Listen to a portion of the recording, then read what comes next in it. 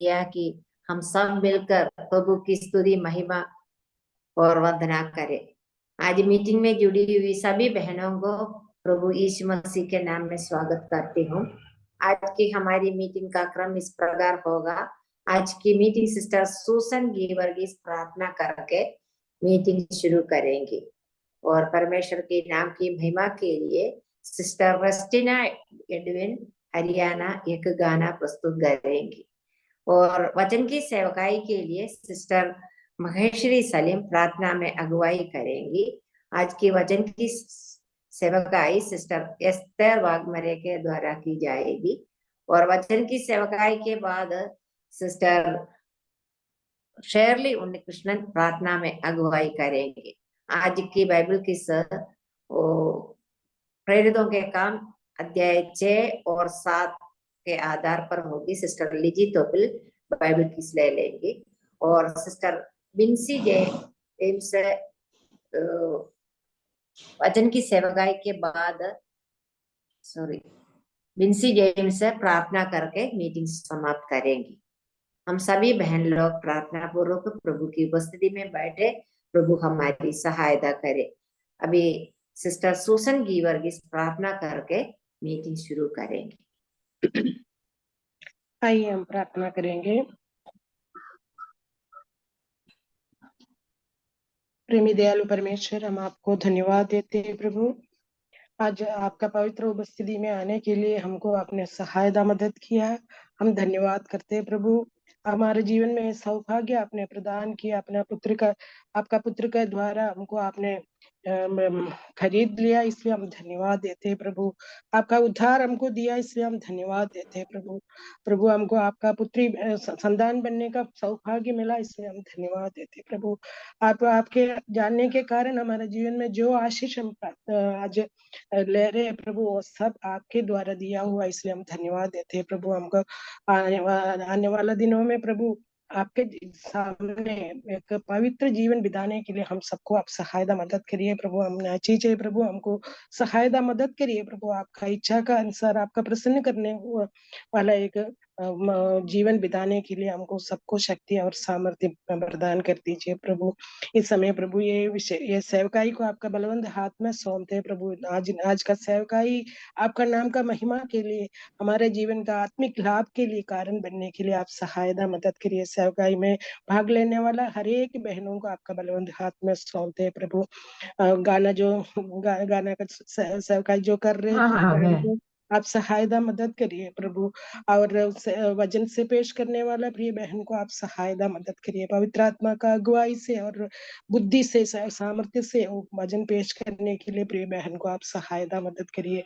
जो लोग प्रार्थना में समय व्यतीत करते हैं उनको सहायता मदद करिए और बाइबल की सबके द्वारा आपका नाम की महिमा होने के लिए आप सहायता मदद करिए। आपने हमारे जीवन में दिया हुआ बहुमूल्य संगति के लिए हम धन्यवाद देते हैं। हर बातों के लिए धन्यवाद देते हुए हमारा विनती हमारे प्रभु यीशु मसीह के मीठे और पवित्र नाम में मांगते सुना और ग्रहण कर लीजिए। आमीन। आमीन। बहुत बहुत धन्यवाद सिस्टर। और परमेश्वर के नाम की महिमा के लिए सिस्टर रस्टिना एडविन एक गाना प्रस्तुत करेंगे। प्रभु के नाम की महिमा हो। मैं सबसे पहले प्रभु की धन्यवाद करती हूँ कि प्रभु ने एक ऐसा सुंदर अवसर दिया। और सिस्टर थोड़ा सा आवाज और बढ़ाना है। आ रही आवाज? आ रहे। मैं प्रभु की बहुत बहुत धन्यवाद करती हूँ कि प्रभु ने ऐसा एक मौका दिया आप सब लोग के बीच में गीत को गाने के लिए। परमेश्वर की महिमा के लिए एक गीत गाना चाहती हूँ जिसके बोल हैं, यीशु मेरे प्रभु मेरा तू स्वामी, आजीवन मेरे तू काफ़ी है।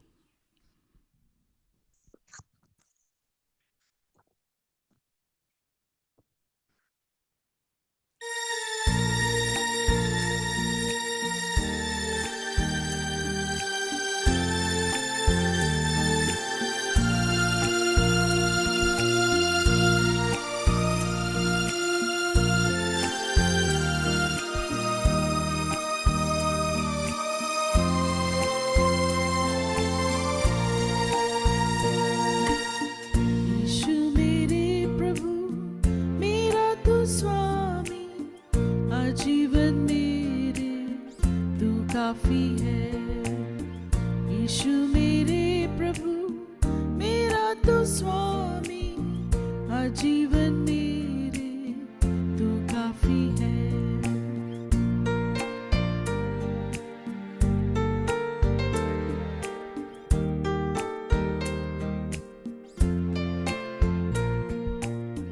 दुनिया में मेरा कौन है सहारा, जीवन में मेरी आशा न थी। दुनिया में मेरे कौन है सहारा, जीवन में मेरे आशा न थी। आंसू को पहुंचकर हाथ मेरे थामने, यीशु प्रभु मेरा कोई नहीं। आंसू को पहुंचकर हाथ मेरे थामने, यीशु प्रभु मेरा कोई नहीं। यीशु मेरे प्रभु मेरा तो स्वामी, आजीवन मेरे तू काफी है।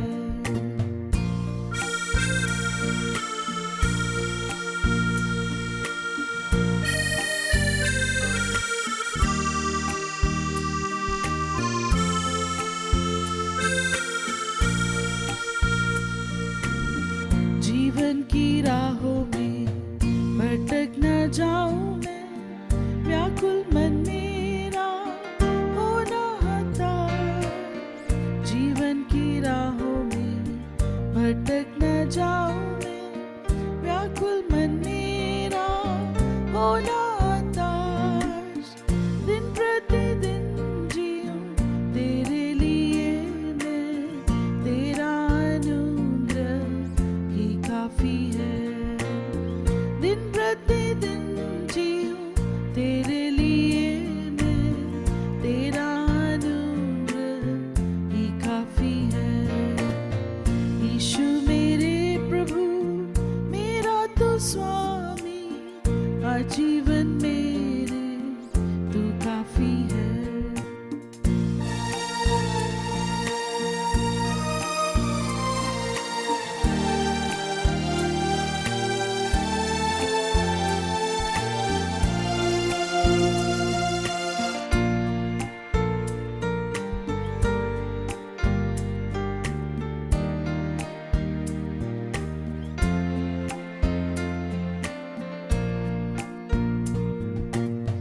प्राणों से प्यारा मित्र भी मेरा, रहा न बनकर अपना सदा। प्राणों से प्यारा मित्र भी मेरा, रहा न बनकर अपना सदा। केवल तो मेरा मित्र है सर्वदा, तेरे सिवा मेरा कौन है प्रभु। केवल तो मेरा मित्र है सर्वदा, तेरे सिवा मेरा कौन है प्रभु। यीशु मेरे प्रभु मेरा तो स्वामी, आजीवन मेरे तू काफी है।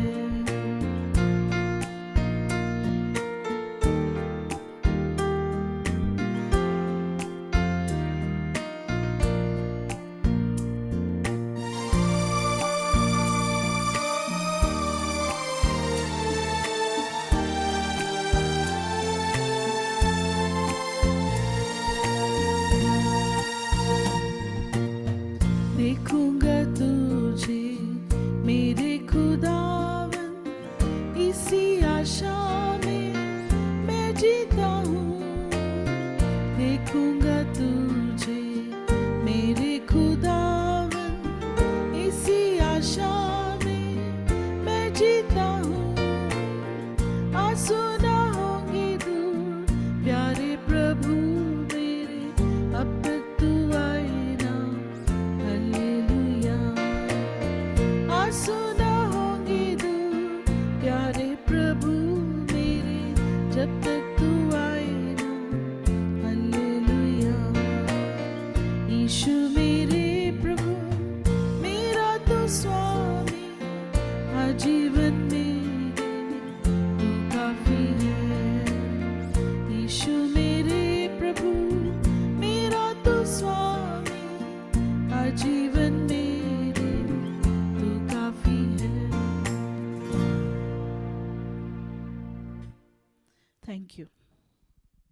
बहुत बहुत धन्यवाद सिस्टर।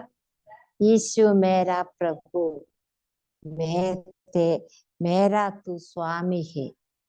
ये एक सुंदर गाना सुनने के लिए प्रभु ने हमें अवसर दिया। प्रभु यीशु मसीह को हमारे उद्धारकर्ता के रूप में ग्रहण करने के लिए प्रभु ने हमें सहायता की है। और प्रभु यीशु मसीह हमारा स्वामी है, हमारे जीवन में वो काफी है। इस सुंदर गाना सुनने के लिए प्रभु ने हमें अवसर दिया। इस प्रकार की इस प्रकार गाना सुनाने के लिए सिस्टर को भी सिस्टर प्रभु ने इस्तेमाल किया, इसलिए मैं प्रभु को धन्यवाद देती हूँ। आगे की ओर हम बढ़ेंगे। अभी वचन की सेवकाई के लिए सिस्टर महेश्वरी सलीम प्रार्थना में अगुवाई करेंगे। जय मसीह। सिस्टर जी मेरी आवाज आ रही है? आ रही है सिस्टर जी, आइए हम प्रार्थना करेंगे। हमारे स्वर्ग पिता परमेश्वर प्रभु जी, आपको धन्यवाद देती हूँ पिता, आज के दिन के लिए प्रभु, ये सुबह हमारे जीवन में दिया प्रभु, धन्यवाद पिता। परमेश्वर प्रभु जी, प्रार्थना करती हूँ प्रभु जी, जो हमारे यहाँ पे जूम के द्वारा प्रभु जी आपकी दया से हम दूर दूर से सभी बहनें इकट्ठे हुए हैं प्रभु, आपको धन्यवाद देते हैं परमेश्वर पिता। आज की वचन की सेवका बहन लेके आई है प्रभु जी, आप सहायता करना, मदद करना, और प्रभु पवित्र आत्मा की अगुवाई से जो भी वचन आपने उन्हें दिया प्रभु, हम सब के बीच में बांटने के लिए आप सहायता करें, मदद करें प्रभु जी। और हम सब के मनों को, हृदय को खोल के प्रभु जी, आज का वचन आज प्रभु 100 गुना फल लेके आने वाला हो सके प्रभु जी, आप दया करें, अनुग्रह करें महान परमेश्वर प्रभु। नेटवर्क कोई प्रॉब्लम ना होने पाए पिता, आप दया करना प्रभु जी।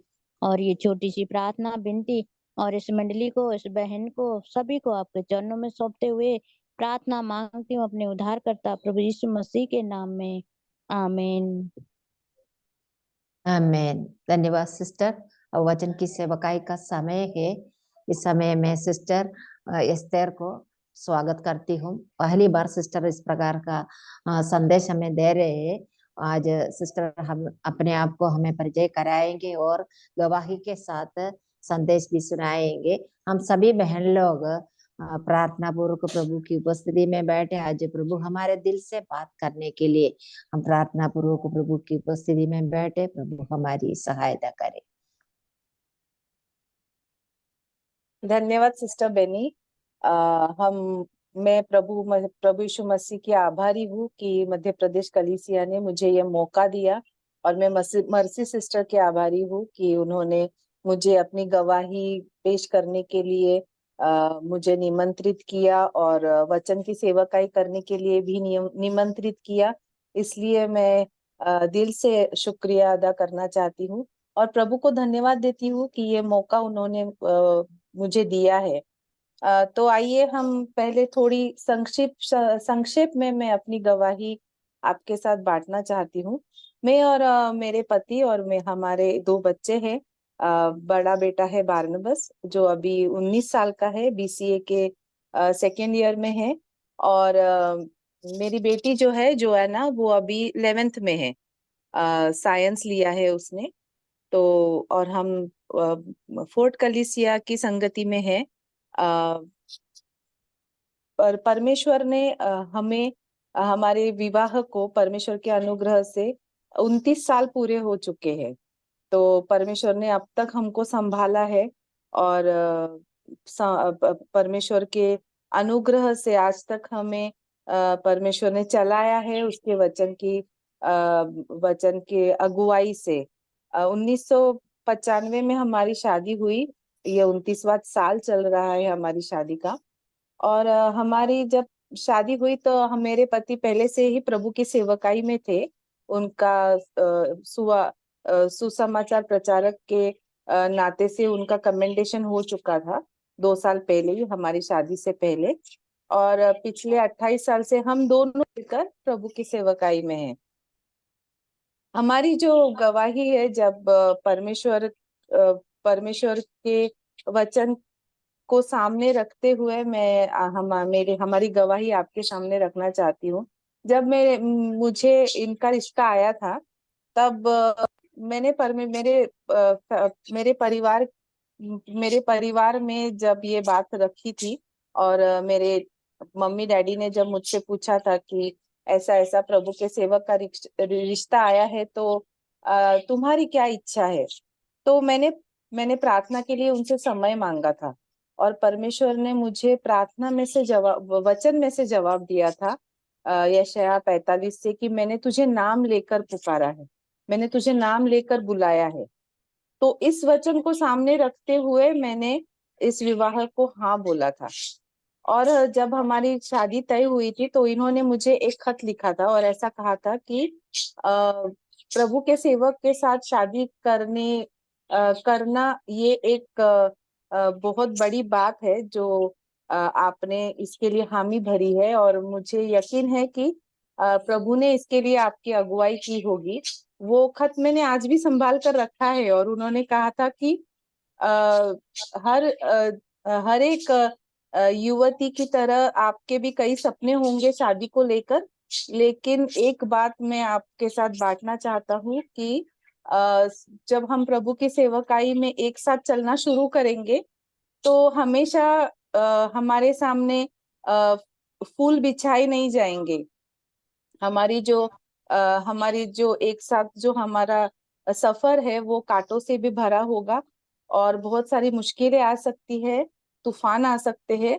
लेकिन एक बात तो है कि जब हम प्रभु यीशु मसीह और उनके चेलों का जो दृष्टांत, जो कहानी पढ़ते हैं मरकुस के 6वें अध्याय में, जब चेले तूफान में फंसे हुए थे और प्रभु यीशु मसीह उनकी तरफ चलकर आए, तब पहले तो वे डर गए, लेकिन बाद में जब प्रभु यीशु मसीह ने उनसे कहा कि ढाढ़स बांधो, मैं हूँ, डरो मत, तब पतरस एक था जो बोला कि प्रभु अगर आप है तो मुझे आपके पास आने के लिए कहना।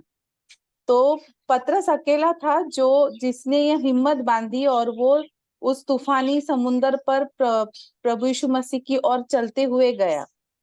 तो इन्होंने ऐसा लिखा था कि जो चेले जो नाव में थे उन्होंने इस बात का अनुभव नहीं किया, तूफानी लहरों पर प्रभु के साथ चलने का अनुभव ये सिर्फ पतरस ही कर पाया।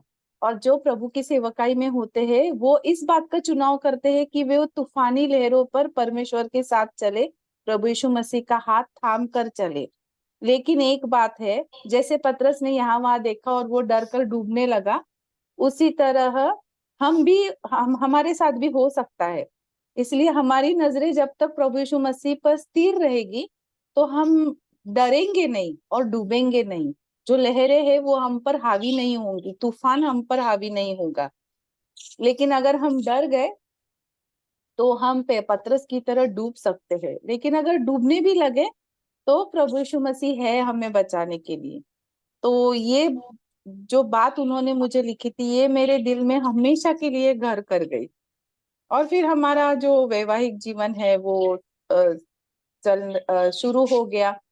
और फिर जैसे हमारे अभी 28 सालों में हमारे वैवाहिक जीवन में बहुत सारे चैलेंजेस आए। अभी उतनी सारी अगर मैं बारीकी से बताना चाहूंगी तो बहुत सारा समय लग जाएगा। तो संक्षेप में बताना चाहूंगी, परमेश्वर ने उसकी सेवकाई में रखा, फिर हमारे जीवन में काफी सारे चैलेंजेस आए। हमारे कुल मिला के 6 बच्चे प्रभु के पास चले गए। 5वें, तीसरे, चौथे महीने में मेरे मिसकैरेजेस होते थे।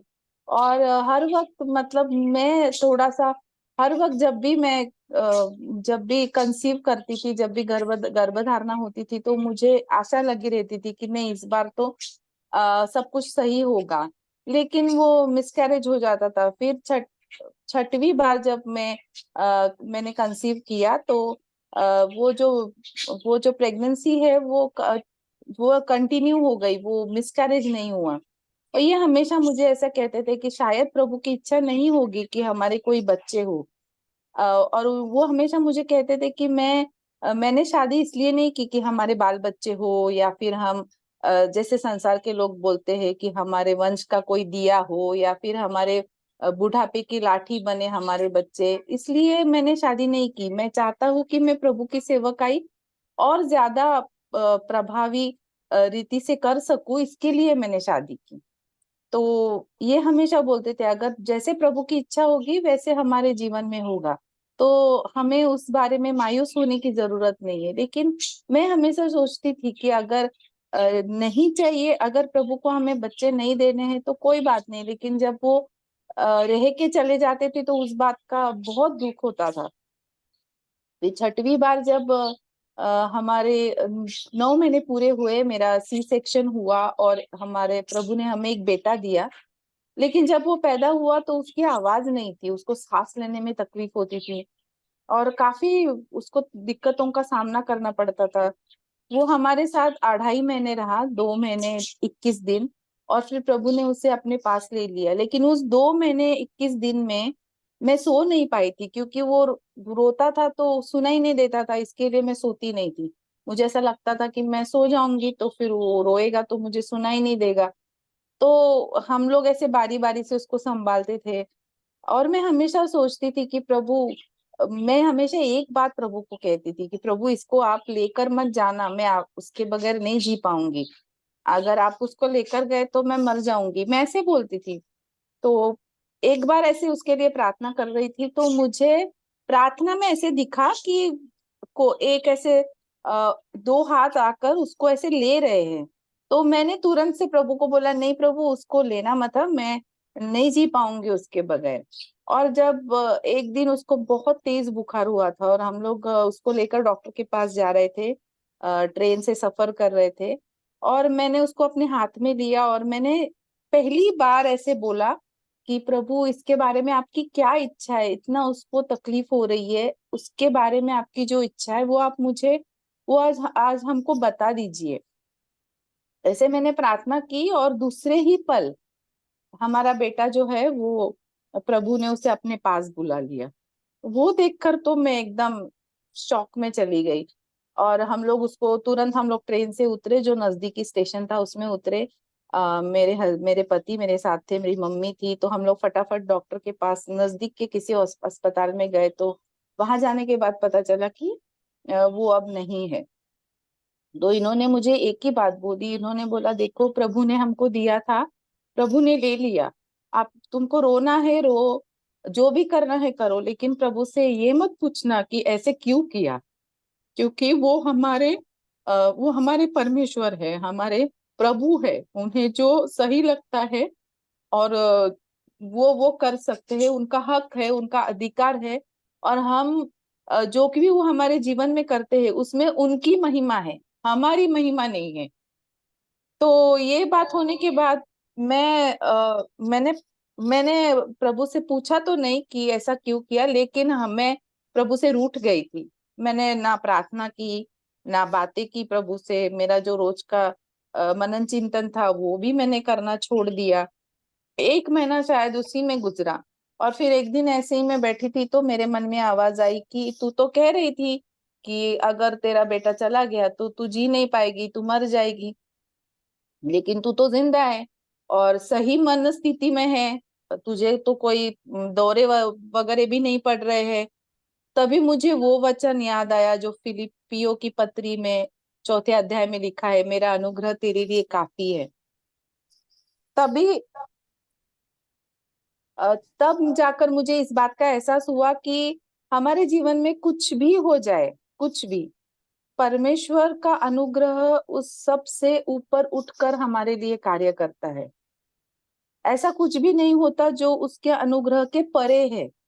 और तब मैं फूट फूट कर रोई। मैंने कहा प्रभु जी, मैंने मेरे जीवन का मकसद, जो जब मेरी शादी हुई तब मैंने कहा था कि मेरे जीवन का मकसद आपके लिए जीना है, आपके पीछे चलना है, और मेरे जीवन में ये मैं भूल गई और मैंने ये बोल दिया कि मैं अपने बेटे के बगैर जी नहीं पाऊंगी। लेकिन आप ही केवल ऐसे हो जिसके बगैर मैं नहीं जी सकती। बाकी तो आपका अनुग्रह इतना बड़ा है कि जीवन में हर किसी के बगैर हम जी सकते हैं, हर परिस्थिति में जी सकते हैं, क्योंकि प्रभु हमारे साथ है। वो कहते हैं मैं तुझे कभी नहीं छोड़ूंगा, मैं तुझे कभी नहीं त्यागूंगा। और उसके बाद फिर मैंने मेरा जो हमारा जो मैं जो मेरा रोजाना का मनन चिंतन करती थी, तो उस समय मैं दाऊद के बारे में पढ़ रही थी। तो मैंने प्रभु से कहा कि प्रभु अगर आपकी महिमा के लिए, और जैसे दाऊद के बारे में लिखा है, a man after God's own heart, परमेश्वर के मन का सा मनुष्य, ऐसा अगर आप चाहते हैं कि हमारे जीवन में ऐसा कोई हो जो आपकी महिमा के लिए हो, आपके इच्छा के अनुसार हो, तो आप मुझे माँ और हमको माँ बाप होने का आशीष दीजिए। इसके बाद मैं कभी नहीं बोलूंगी।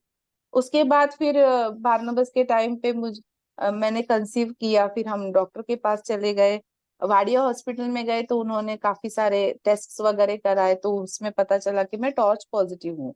मेरे शरीर में बहुत सारे वायरसेस थे।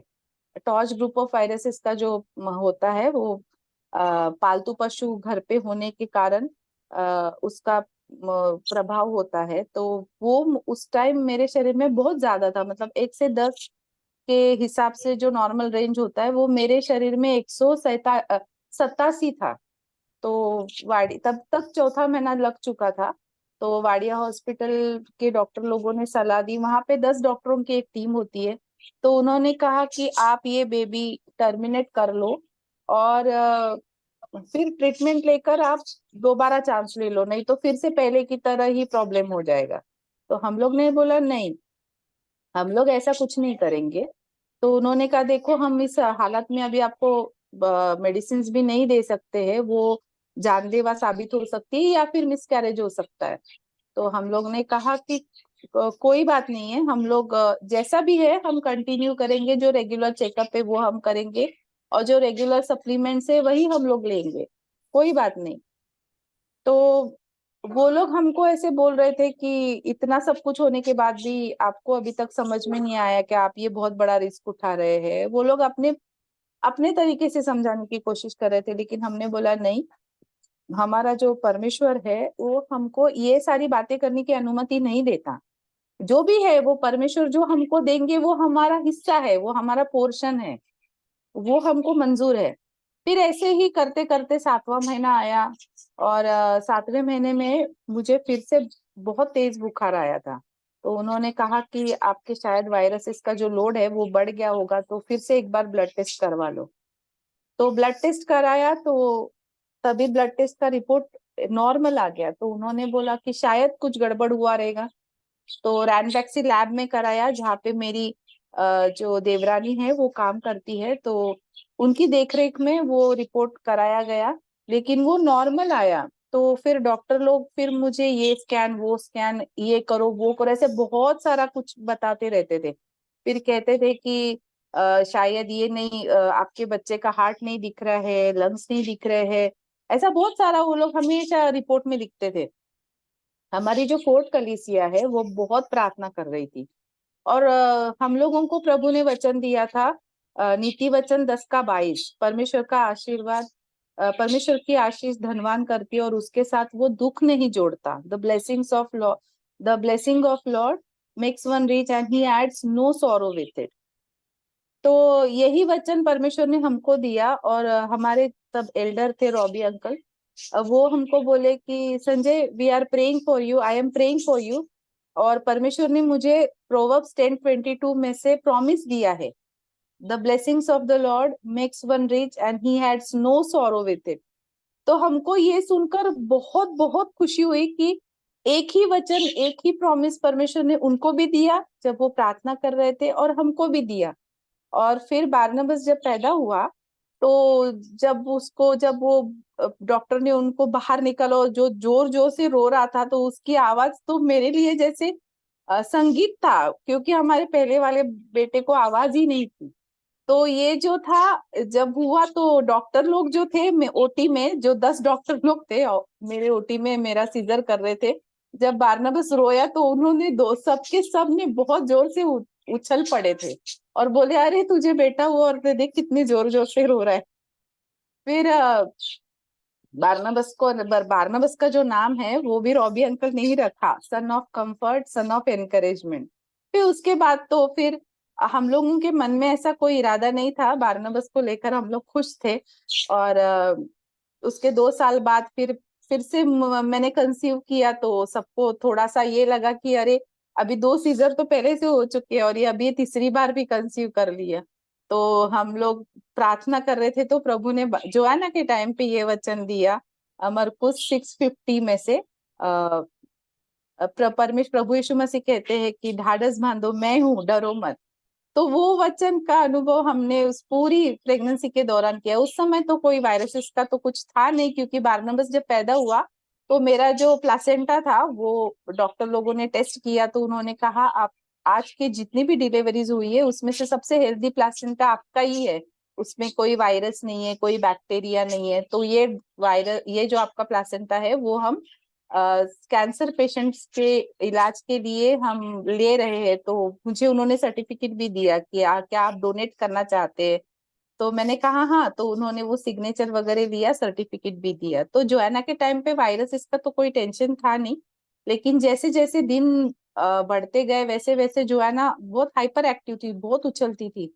तो जो पहले के जो मेरे सीजर के जो स्कार्स थे उसमें बहुत तनाव निर्माण हो गया, और डॉक्टर ने बोला फिर इमरजेंसी अभी सीजर करना पड़ेगा। तो जब मैं ऐसी, मुझे ऐसा लग रहा था कि नॉर्मल हो जाएगा, तो मैं ऐसी थोड़ा सा दिन आगे आगे कर रही थी, तो मेरी मम्मी ने बोला नहीं ऐसे नहीं कर सकते हो, जाना ही पड़ेगा। तो कैसे भी करके उन्होंने मुझे जाके एडमिट करा दिया।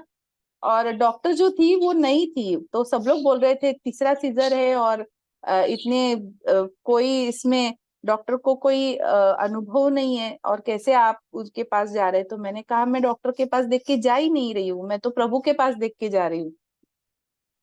फिर वहां पे जाने के बाद डॉक्टर ने जब मुझे सी सेक्शन के लिए लिया, तो पता चला कि जो है ना पहले से डिलीवरी प्रोसेस में जा चुकी है। तो उसको फिर ऐसे खींच के निकाला, जब वो निकली तो रोई नहीं, ऐसे स्टील बॉर्न बेबी के जैसी थी। तो मैं तो देख के एकदम ये हो गई, मैंने बोला प्रभु ये रोई क्यों नहीं, बेबी रोया क्यों नहीं मेरा। तो मुझे वही वचन जैसे प्रभु मेरे कानों में कह रहे हैं कि ढाढ़स बांधो, मैं हूँ, डरो मत।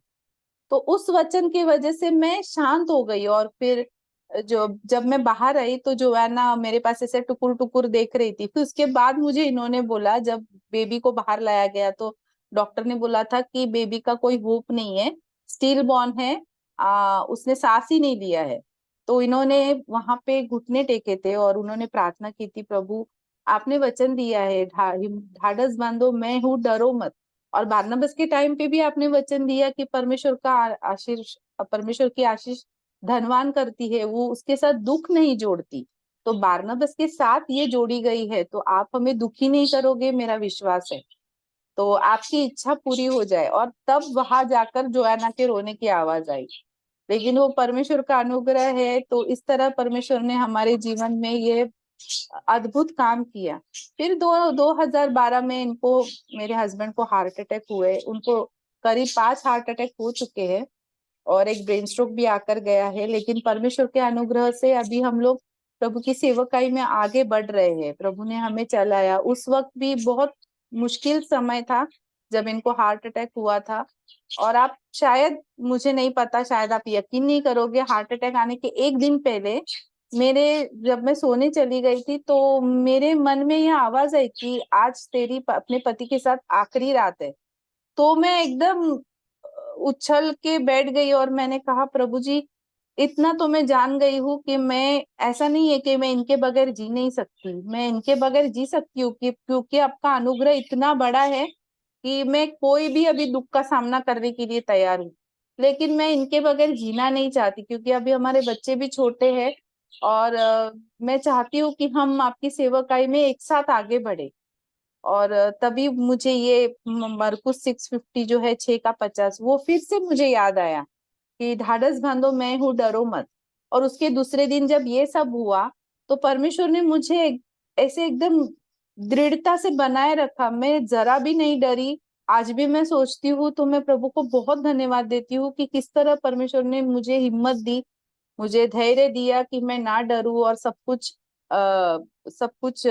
हर एक बात आगे लेकर चलूं। फिर उसके बाद भी 2018 में इनको हार्ट अटैक हुआ था, तभी भी परमेश्वर ने सहायता की। फिर 2021 में इनको ब्रेन स्ट्रोक हुआ था, तभी भी परमेश्वर ने सहायता की। प्रभु के अनुग्रह से परमेश्वर ने उसमें से भी बाहर निकाला। कलीसिया के लोगों ने हमें प्रार्थना में उठाए रखा, हमारे साथ बने रहे, हमारी हिम्मत बढ़ाई, हमारी हमें प्रार्थना में बढ़ाए रखा। और हमें हमारा ढाढ़स बंधाया। इसके लिए मैं प्रभु को बहुत धन्यवाद देती हूँ। और अभी हाल फिलहाल में 1 साल पहले मुझे घुटनों में तेज दर्द होने लगा, तो मुझे ऐसे लगा कि शायद मोच वगैरह आई होगी, तो इतना ध्यान नहीं दिया मैंने। फिर डॉक्टर के पास चले गए। जब दर्द ज्यादा तेज होने लगा तो डॉक्टर के पास चले गए, तो डॉक्टर ने बताया कि मुझे ऑस्टियोआर्थराइटिस है। दोनों भी घुटने जो है वो बहुत बुरी तरीके से डैमेज हो चुके हैं। जो मेरा दाया घुटना जो है, दाहिना वाला, उसमें 5 से 6 के बीच का डैमेज है। 5 से 6 के ग्रेड का स्तर का डैमेज हो चुका है। और जो बाया घुटना है वो 4 और 5 के बीच के स्तर का उसमें डैमेज हो चुका है। तो डॉक्टर ने बोला आपकी उम्र तो 45 है, लेकिन आपके शरीर की उम्र 65 की है, तो ऐसे तो आपको ऑपरेशन करवाना पड़ेगा। वो बहुत तेज दर्द होता था मुझे। तो जब हम लोग घर पे आए तो मुझे कुछ देर के लिए मैं एकदम सुन्न सी हो गई थी, और मैंने सोचा कि अब कैसे करेंगे। और डॉक्टर ने बोला कि ये जो है, और जो घुटने का ऑपरेशन है वो थोड़ा सा ट्रिकी हो सकता है, क्योंकि मैं बीपी की गोली भी खाती हूँ। पिछले 1 साल से ब्लड प्रेशर की गोली खा रही हूँ। तो फिर डॉक्टर ने बोला कि जिनको बीपी का समस्या होता है, उनका जो घुटने का ऑपरेशन है वो भी थोड़ा सा मुश्किल होता है, क्योंकि क्लॉट फॉर्मेशन हो जाता है, खून का थक्का बनता है, तो फिर थोड़ा सा रिस्की हो जाता है। फिर घर पे आने के बाद मैं 2-3 दिन तक ऐसी सुन सी बैठी थी। मैंने सोचा ऐसे क्यों होना चाहिए, अभी तो हम लोग सेवकाई में है, फिर मैं हर जगह हम लोग एक साथ जाते हैं। यहाँ पे बच्चों के बीच में भी सेवकाई है। फिर मैं ऐसे ही सोच रही थी तब, और मैं बहुत रोई तो प्रभु ने मुझे वो मेरा जो रोजाना का मनन है उसमें से मुझे एक वचन याद आया, जो भजन संहिता 8 के पहले वचन में लिखा है। दाऊद कहता है कि I love you O Lord my strength, हे मेरे प्रभु, मेरे सामर्थ में तुझसे प्रेम करता हूँ। और फिर एक के पीछे एक वचन मेरे सामने आते गए, जैसे प्रभु मेरे हृदय से बातें कर रहे हैं। फिलिपियो की पत्री 4:4 में लिखा है कि प्रभु में सर्वदा आनंद करो, फिर कहता हूँ आनंद करो। और फिर नेहम्याह में जो लिखा है कि परमेश्वर का सामर्थ मेरा आनंद है। The Joy of the Lord is my strength. तो मैंने कहा कि मैं क्यों दुखी हूँ, अभी जो है सो है, उसमें तो कोई बदलाव आने से रहा। और अगर प्रभु चाहते हैं कि मैं ठीक हो जाऊं तो प्रभु ठीक करेंगे, उनकी इच्छा से ठीक करेंगे। क्योंकि इतना तो मेरा विश्वास है कि प्रभु की इच्छा के बगैर हमारे सिर का एक भी बाल जमीन पर नहीं गिरता। तो ये सारी बातें तो प्रभु की अनुमति के बगैर तो मेरे जीवन में नहीं हो सकती। तो मैंने कहा प्रभु, मैं जो भी है मेरे जीवन में, मुझे आपका जो आनंद है वो मुझे स्ट्रेंथ देता है, वो मुझे शक्ति देता है, तो मुझे उसमें आगे बढ़ने के लिए आप मेरी सहायता कीजिए। और इस बात को लेकर मैं कभी भी नाराज ना हूं, या दुखी ना हूं, या रो नहीं, या किसी प्रकार का डर मेरे मन में ना आए, इसके लिए आप मेरी सहायता करना। और तब मेरे सामने परमेश्वर ने एक और वचन लाया, जो भजन संहिता 73 के 26 में लिखा है। वहां पे ऐसा लिखा है, मेरे हृदय और मेरे मन दोनों तो हार गए हैं, परंतु परमेश्वर सर्वदा के लिए मेरा भाग और मेरे हृदय की चट्टान बना है। तो ये जो है ना, परमेश्वर सदा के लिए मेरा भाग और मेरे हृदय की चट्टान है, ये मैं खुद से कहती हूँ, क्योंकि ये बात ना बहुत जरूरी होती है। जैसे दाऊद भी कहता है भजन 103 में, हे मेरे मन, परमेश्वर को तू सदा धन्य कहे। हम अपने मन को ये नहीं बोलते कि तू परमेश्वर को धन्य कहे, हे मेरे हृदय, हे मेरे मन, तू परमेश्वर को धन्य कहे, उसकी करुणा सदा की है। हम खुद को इस बात का खुद को इस बात की याद नहीं दिलाते रहते हैं, लेकिन ये बात अभी मैं करती हूँ, रोज करती हूँ। प्रभु से कहती हूँ कि प्रभु, मैं तुझसे प्रेम करती हूँ क्योंकि तू मेरा सामर्थ है। और मैं ये कहती हूँ कि मेरा हृदय, मेरे हृदय का और मेरे जीवन का तू भाग है, और तू मेरा चट्टान है। मैं तो निर्बल हूँ, पर मेरी ताकत परमेश्वर है। तो इस बात को, इसके लिए मैंने परमेश्वर से ऐसा कोई जिद नहीं की है कि आप मुझे ठीक ही कर दो, पूरी तरह से चंगाई दे दो, फिर मैं आपकी सेवा करूंगी, नहीं, मैं रोज की रोज जो परमेश्वर का जैसे इसमें लिखा है, एक्लीसियास्टिस में ऐसा लिखा है कि परमेश्वर की करुणा रोज सुबह नहीं होती है। तो उस जो वो परमेश्वर की करुणा जो हमारे लिए रोज नहीं होती है, और हर दिन के लिए परमेश्वर हमें अनुग्रह देते हैं, उस अनुग्रह का मैं पूरी तरह से अनुभव करती हूँ। जब हम भले चंगे रहते हैं तो वो अनुग्रह हम मतलब वो तो अनुग्रह हमें मिलता रहता है, लेकिन हम उसको ऐसे टेकन फॉर ग्रांटेड ले लेते हैं। मतलब उसके हमें मायने पता नहीं चलते। लेकिन जब हम निर्बल होते हैं, जब हमें परमेश्वर के अलावा कुछ सहारा नहीं होता, तब हमें वो अनुग्रह होने का एहसास होता है। परमेश्वर का अनुग्रह, उसकी करुणा, उसका एहसास बहुत करीबी से होने लगता है। तो ये अनुभव मैं रोज मेरे जीवन में करती हूँ। अभी प्रभु के अनुग्रह से मैं सब कुछ कर सकती हूँ। जो भी मुझे करना है, मैं प्रभु से कहती हूँ, प्रभु अब मुझे बाहर जाना है, मुझे आपकी शक्ति की जरूरत है। प्रभु मुझे ये करना है, मुझे आपकी शक्ति की जरूरत है। तो प्रभु मेरी सहायता करते हैं। आप बहुत सारी बातें हैं जो मुझे डॉक्टर ने नहीं करने के लिए कहा है, जैसे सीढ़ियां नहीं चढ़ना है, मुझे ज्यादा देर तक खड़ा नहीं रहना है, और तेज नहीं चलना है। तो उन सारी, और नीचे मैं ऐसे बैठ नहीं सकती, अपने पैरों को मोड़ नहीं सकती। तो ये सारी बातों का ख्याल रखना पड़ता है। लेकिन प्रभु उस सारी बातों में सहायता कर रहे हैं। और अभी प्रभु की दया से अंबरनाथ में एक जगह पे बच्चों के बीच में सेवकाई का नया द्वार खुला है, जहाँ कुछ बच्चे आते हैं और उनको प्रभु का वचन सीखने के लिए और प्रभु के बारे में जानने के लिए बहुत उत्सुक रहते हैं। वहीं पे है जहाँ मेरी मम्मी रहती है। तो जब भी मैं मम्मी से भी मिलने जाती हूँ तो आ जाते हैं और बोलते, टीचर अभी आप संडे स्कूल ले लो आज भी। तो मैं कहती हूँ, अरे आज संडे तो नहीं है। बोलते तो क्या हुआ, आप ले लो, हम लोग है यहाँ पे बैठने के लिए तैयार। तो इस तरह प्रभु सहायता कर रहे हैं। और बहुत प्रभु का अनुग्रह है कि प्रभु ने हम लोगों को इस तरह से रखा है और चला रहे हैं। मैं आज का जो मेरा वचन है वो हमारे जीवन में ना, जो डर है, हमारे मन में डर बैठता है बहुत सारी बातों को लेकर, तो उस पर हमें कैसे काबू पाना है, उस विषय में एक छोटा सा संदेश मैं ले लूंगी। बहुत कम समय में मुझे कुछ बातें आपके सामने रखनी है।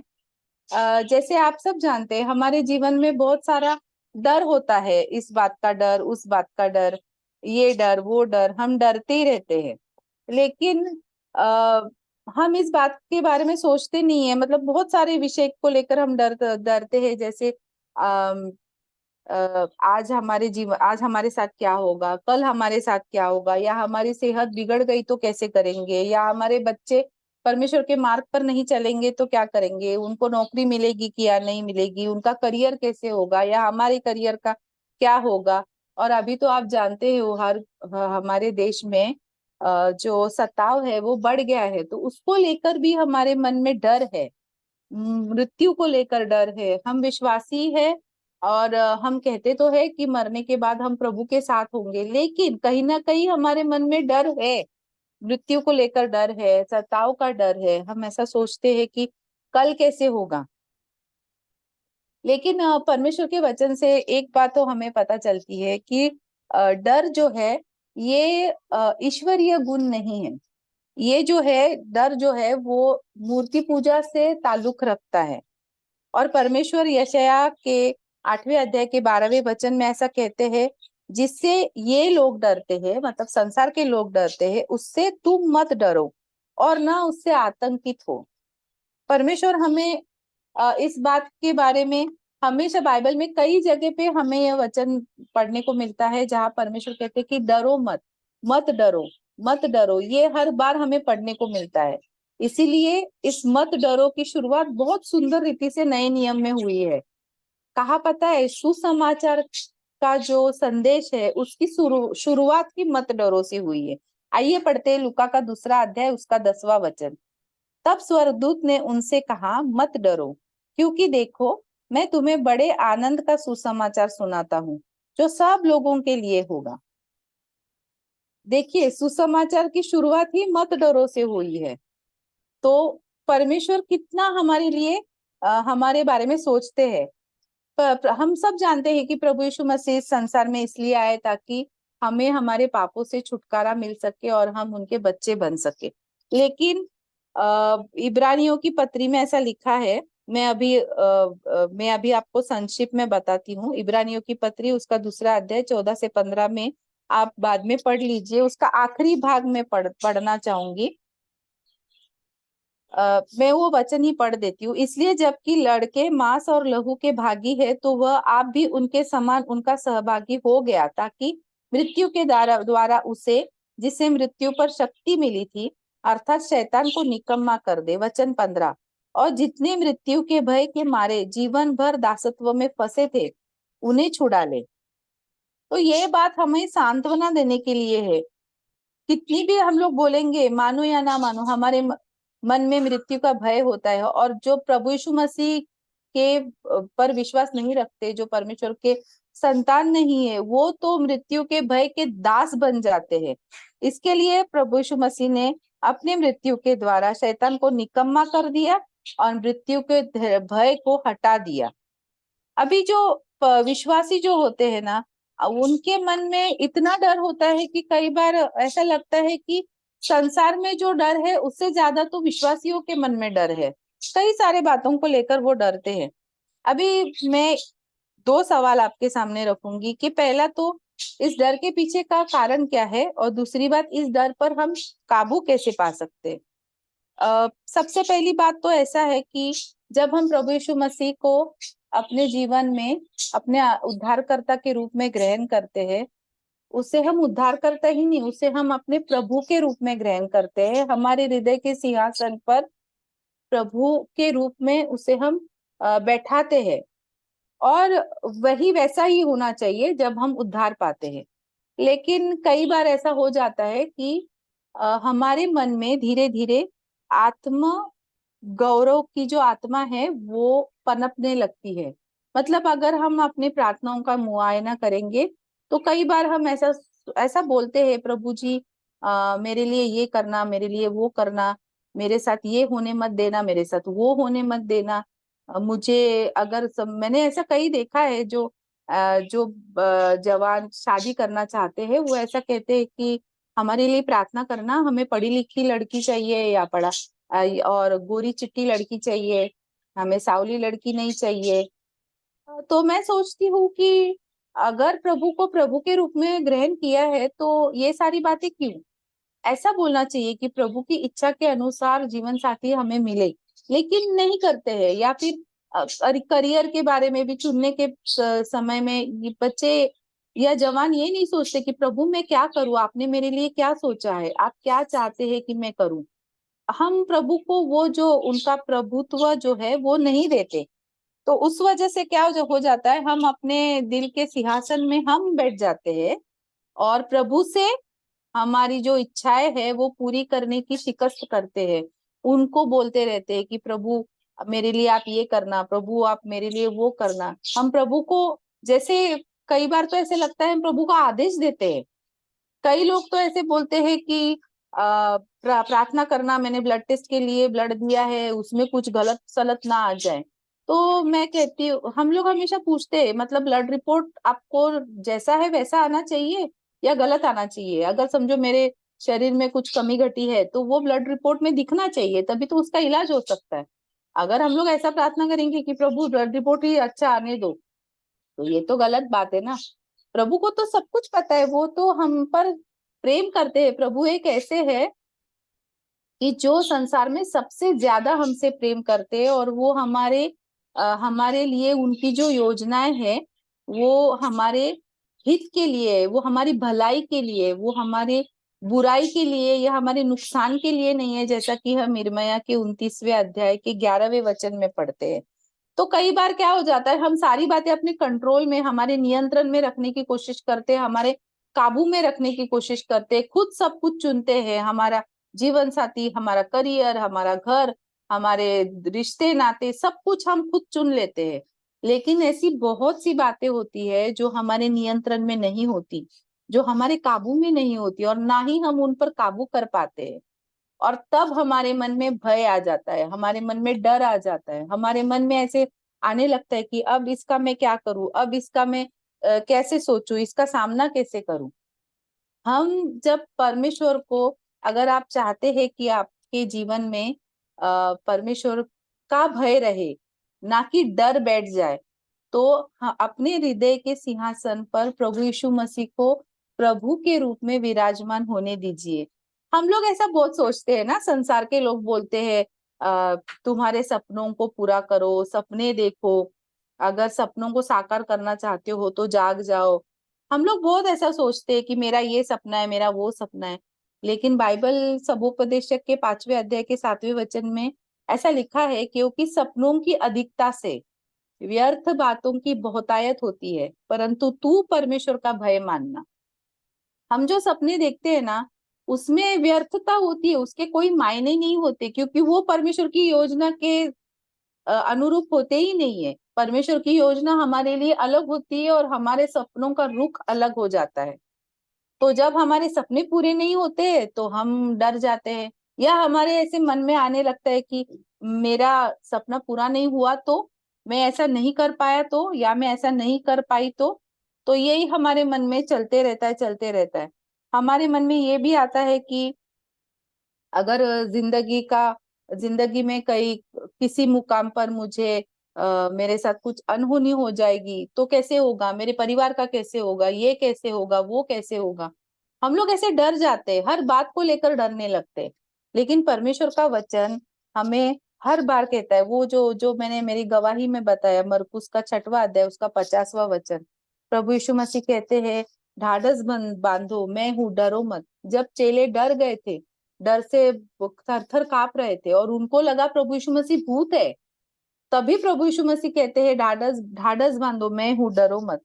हमारे साथ भी ना जीवन में बहुत बार ऐसा होता है। जैसे देखो, दाऊद कहता है भजन संहिता 23 में, वो वहां पे एक बात है, उसका 23 का 4था वचन, इंग्लिश में ऐसा लिखा है, दो I walk through the valley of the shadow of death.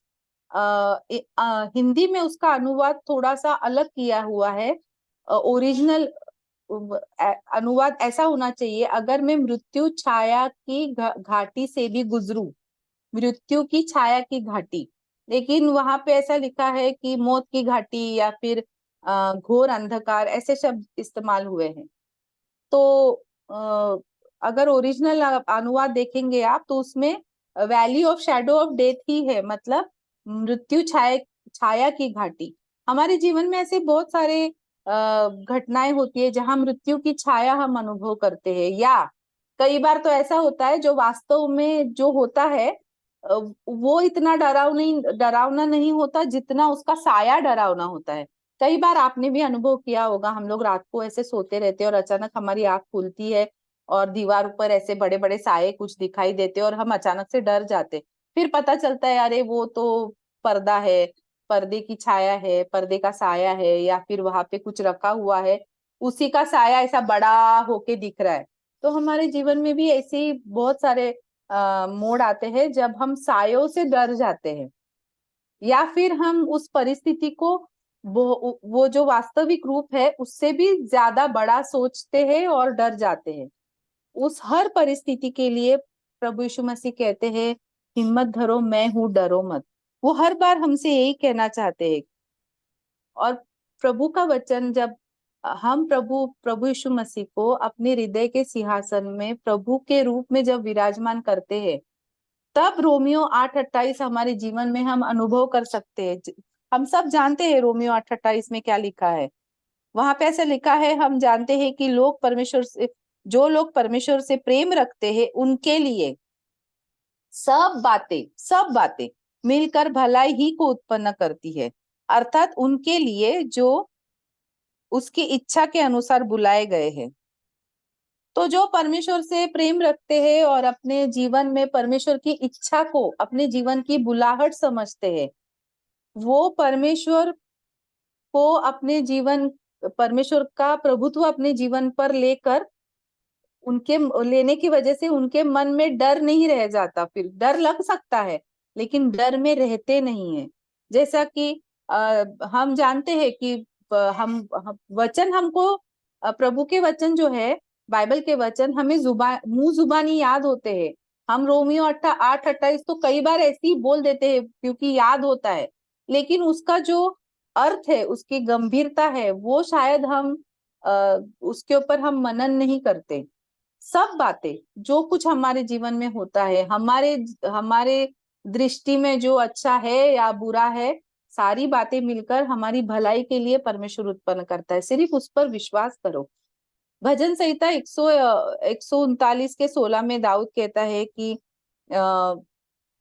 तेरी आंखों ने मेरे बेडौल तत्वों को देखा और मेरे सब अंग जो दिन दिन बनते जाते थे वे रचे जाने से पहले तेरी पुस्तक में लिखे हुए हैं। मतलब क्या? हम इस संसार में आने से पहले परमेश्वर ने हमारे जीवन का हर एक क्षण कैसा होगा, हमारे जीवन का हर एक लम्हा कैसा होगा, वह सब कुछ लिखा हुआ है। इसीलिए तो हम नए नियम में ऐसा पढ़ते ना बहुत जगह पे, प्रभु यीशु मसीह के बारे में लेकर, ऐसा हुआ क्योंकि ऐसा ऐसा लिखा है, वो पूरा हो सके।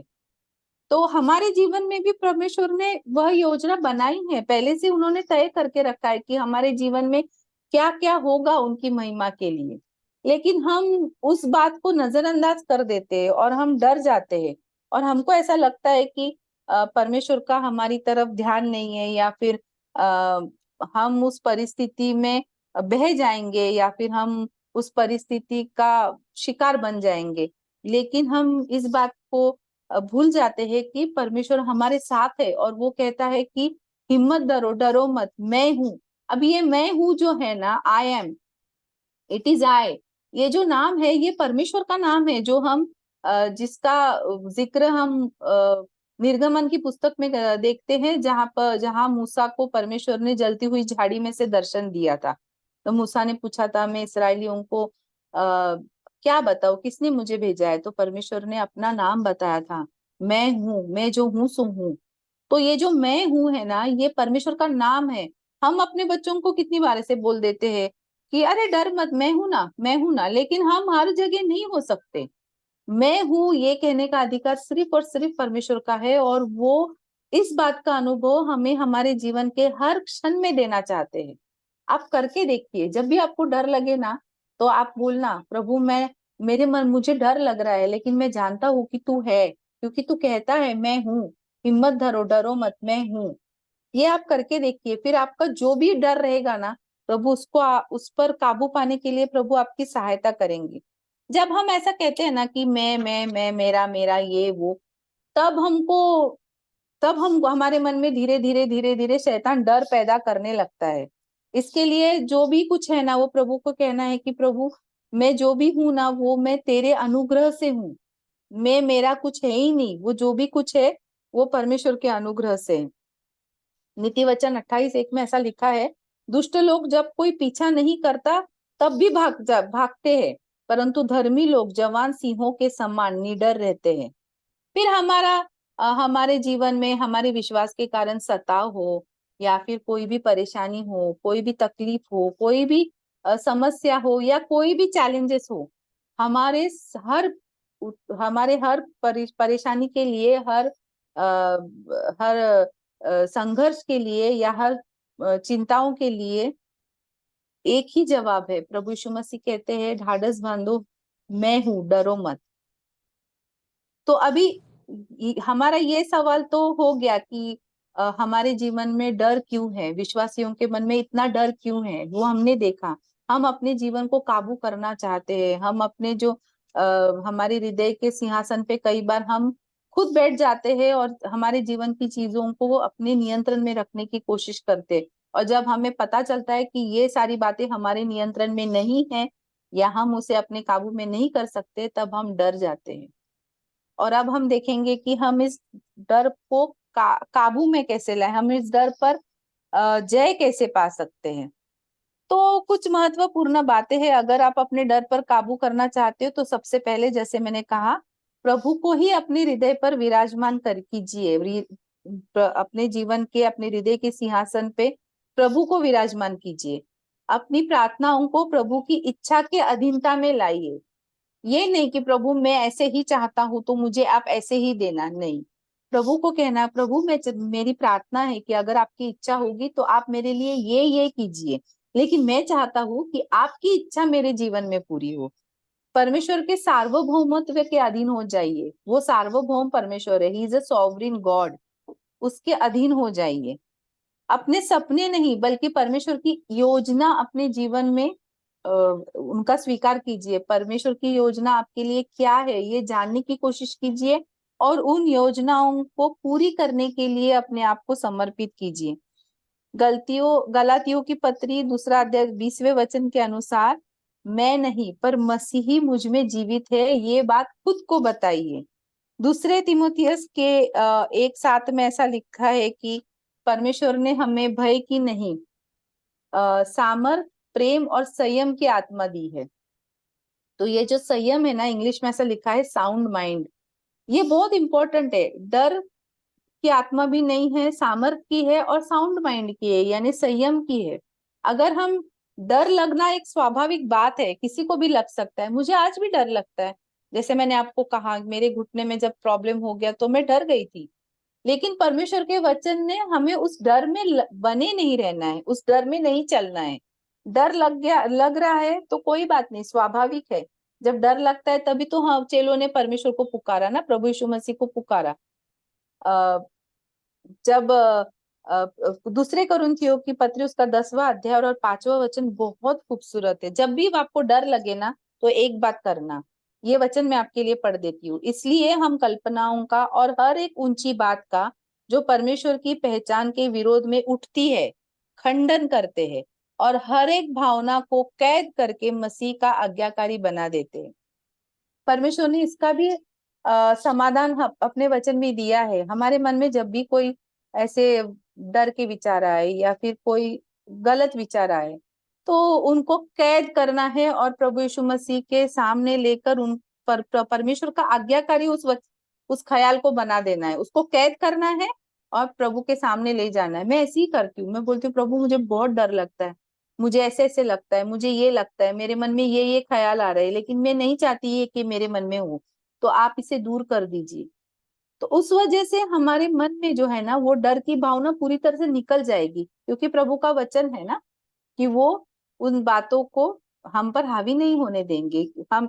लेकिन हमारी जिम्मेदारी क्या है कि उन बातों को, जो हर एक बात का जो परमेश्वर की पहचान के विरोध में उठती है, उसका खंडन करे और उस बात को कैद करके परमेश्वर के चरणों में ले जाए। तभी परमेश्वर हमें उस पर काबू पाने के लिए सहायता करेंगे, मदद करेंगे। सिस्टर परमेश्वर आपको, हो गया सिस्टर, समा परमेश्वर आपको ये वचन समझने के लिए सहायता करे और आपके लिए ये वचन आशीषित करे। धन्यवाद। बहुत बहुत धन्यवाद सिस्टर। हमारा प्रभु कितना महान है। आज सिस्टर के गवाही सुनकर हम प्रोत्साहित हुए हैं। प्रभु हमारी सहायता करे। अभी सिस्टर शेरली उन्नीकृष्णन प्रार्थना में। आइए हम प्रार्थना करेंगे। हे पिता परमेश्वर, इस समय के लिए फिर से हम धन्यवाद देती हूँ। आप कितना महान पवित्र पवित्र परमेश्वर है। हमारा परमेश्वर कितना महान है करके एक बार और हमको आपका वचन से, आपका प्रिय सिस्टर का गवाही से हम लोग को सुनने के लिए आप सहायता किया, इसलिए धन्यवाद देती हूँ प्रभु जी। हमारे जीवन में हम आपकी सेवकाई में चलने से प्रभु जी, आप हमारे साथ रहता है। हर मुसीबत, कठिनाई सब आता है, तब भी आपका अनुग्रह हमारे ऊपर है प्रभु जी।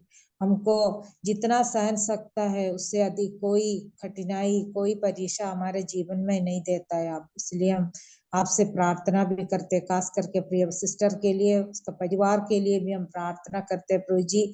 इतना तक मजबूत किया है, इसलिए हम धन्यवाद देते हैं प्रभु जी।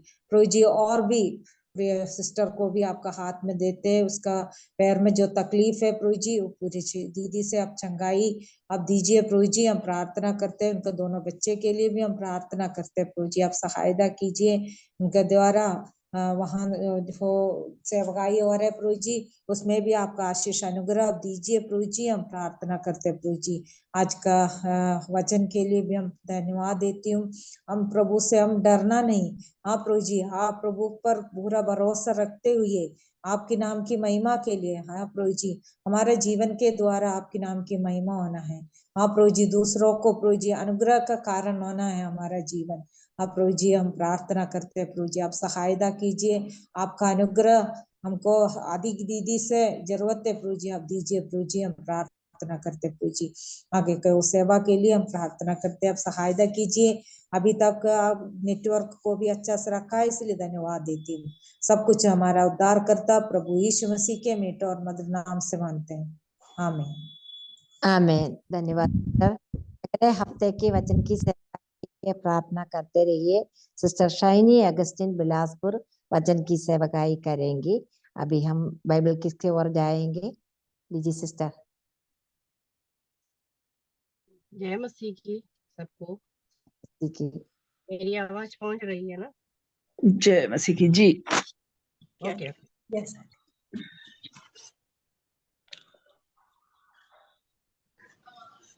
प्रेरितों के काम 6 और 7 अध्याय से आज क्वेश्चन पूछूंगी। उम्मीद है कि आप लोग सब सीख के आए होंगे।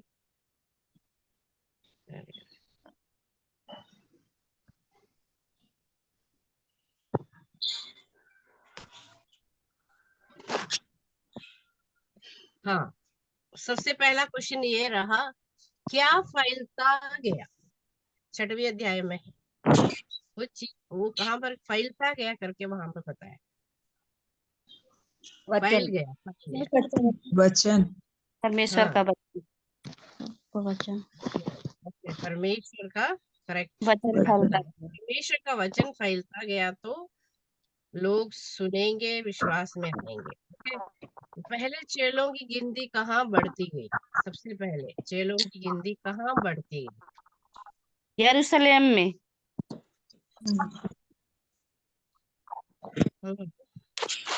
आंसर यही है ना? जी। हाँ, क्योंकि पवित्र आत्मा आएगा तो सबसे पहले कहाँ? यरूशलेम। हाँ, वो जो प्रतिज्ञा जो यीशु मसीह ने लिया था तो वो हाँ यरूशलेम में पूरा हुआ है। नेक्स्ट, उस पुरुष का नाम जो विश्वास और पवित्र आत्मा से परिपूर्ण था। स्तिफनुस। स्तिफनुस सही है। स्तिफनुस का मुख स्वर्गदूत का सा कितने लोगों ने देखा? सभी लोगों सभी लोगों ने जो सामने बैठे उस पर दोष लगा रहे थे। सभी जितने वहां लोग थे, वहां पर लिखा हुआ है वचन में, सभी लोगों ने, सब लोगों ने देखा। उनका एक व्यक्ति नहीं है, सभी लोगों ने। एक या दो बोलते हैं तो विश्वास लोग नहीं करेंगे ना, वहां पर देखो सभी लोगों ने देखा। अब्राहम को तेजोमय परमेश्वर ने कहाँ दर्शन दिखाया था? दर्शन मेसोपोटामिया में। हाँ, मेसोपोटामिया में जो सही है। मेसोपोटामिया में। यस नेक्स्ट है, परम प्रधान हाथ के बनाए हुए डैश में नहीं रहता। मंदिर हाँ, हाथ के बनाए हुए। आज जितने भी मंदिर हैं, रहता परमेश्वर, जो भी है इंसान पे मंदिर में नहीं रहता। हाँ, उसमें नहीं। कई लोगों का विश्वास है ना उसके अंदर है प्रभु की उपस्थिति वहां में। इवन क्रिश्चियंस भी क्या है, इस बात को जो है कुछ लोग मानते हैं जो विश्वास में कमजोर है, अरे उसके अंदर होगा, वो चर्च के अंदर मतलब परमेश्वर रहता है करके। ऐसा नहीं है। प्रभु विश्वासियों के जीवित कलीसिया जो विश्वासियों के अंदर रहता है, तो हाथ के बनाए हुए चीज में नहीं रहता। कलीसिया का सबसे पहला शहीद कौन था? स्तिफनुस। कलीसिया का पूछा मैंने, कलीसिया का। ओके, स्टीफनुस सही। यीशु मसीह के समान एक व्यक्ति ने प्रार्थना की है, प्रभु ये पाप उन पर मत लगा। ये व्यक्ति कौन व्यक्ति का नाम? स्तिफनुस। करेक्ट आंसर है। तो पत्थरवाह कर रहे थे। आखिरी में कंडस्पर 7 का 55। Acts 7:55 परंतु उसने पवित्र आत्मा से परिपूर्ण होकर स्वर्ग की ओर देखा और परमेश्वर की महिमा और यीशु को परमेश्वर की दाहिने और खड़ा हुआ देखकर कहा।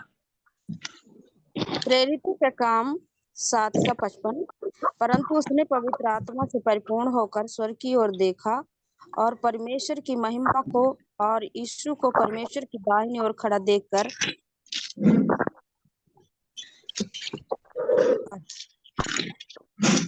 प्रेरितों के काम 7 का 55 परंतु उसने पवित्र आत्मा से परिपूर्ण होकर स्वर्ग की ओर देखा और परमेश्वर की महिमा को और यीशु को परमेश्वर के दाहिने ओर खड़ा हुआ देखकर। प्रेरितों के काम 7 का 55 परंतु उसने पवित्र आत्मा से परिपूर्ण होकर स्वर्ग की ओर देखा और परमेश्वर महिमा पहले वाले ऑन करता है ना, परमेश्वर के दाहिने ओर खड़ा हुआ देखकर। प्रेरितों के काम 7 का 55 परंतु उसने पवित्र आत्मा से परिपूर्ण होकर स्वर्ग की ओर देखा और परमेश्वर की महिमा को और यीशु को परमेश्वर के दाहिनी ओर खड़ा हुआ देखकर कहा। परंतु उसने पवित्र आत्मा से परिपूर्ण होकर स्वर्ग की ओर देखा और परमेश्वर की और यीशु को परमेश्वर के दाहिनी ओर खड़ा हुआ देखकर। प्रेरितों के काम 7 का 55 प्रेरितों के काम 7 का 55 परंतु उसने पवित्र आत्मा से परिपूर्ण होकर स्वर्ग की ओर देखा और परमेश्वर की महिमा को और यीशु को परमेश्वर की दाहिनी ओर खड़ा देखकर। प्रेरितों के काम 7 का 55 परंतु उसने पवित्र आत्मा से परिपूर्ण होकर स्वर्ग की ओर देखा और परमेश्वर की महिमा और यीशु को परमेश्वर की दाहिने ओर खड़ा हुआ देखकर। प्रेरितों का काम 7 का 55 परंतु उसने पवित्र आत्मा के भरपूरी होकर स्वर्ग के ओर देखा और परमेश्वर को महिमा को और यीशु को परमेश्वर को दाहिने ओर खड़ा हुआ देखकर।